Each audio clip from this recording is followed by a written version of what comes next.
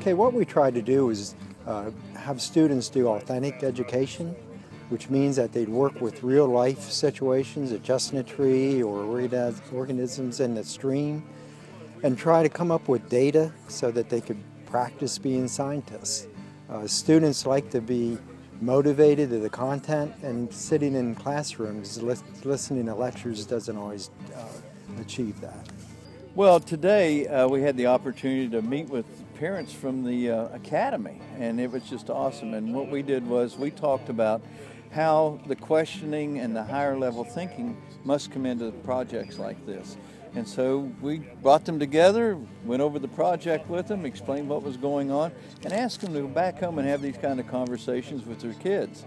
And so what we did was we developed performance tasks, one for chestnut trees and one for marine research. And both required students to collect data and to apply the data for developing a model for the restoration of American chestnuts, which they got to take home with them, and also to improve the quality of the creek by collecting that data and developing a model for how they can improve the water quality. So both of them are real-life applications on how to solve a complex problem.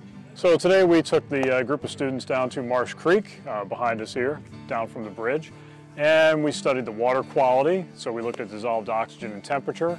We also taught the students how to draw the contour of the stream behind us so they could see the shape of it, and look at the velocity of the water. And then to finish up, we looked at the biodiversity, which was collecting macroinvertebrates and seeing how they classified into different groups of whether they tolerate pollution or not. It's project-based learning, and that doesn't mean just looking at the recall of the facts that they learned today and the measurements, but how all that ties together to impact the environment and also their lives. So it's more real to them, more of a real experience in terms of understanding how science works. We didn't want to just have a field trip. We wanted to mirror the next generation of science standards, where they infuse engineering practices, where they want students to interpret data and use that data to make conclusions and models and do exactly what engineers do every day.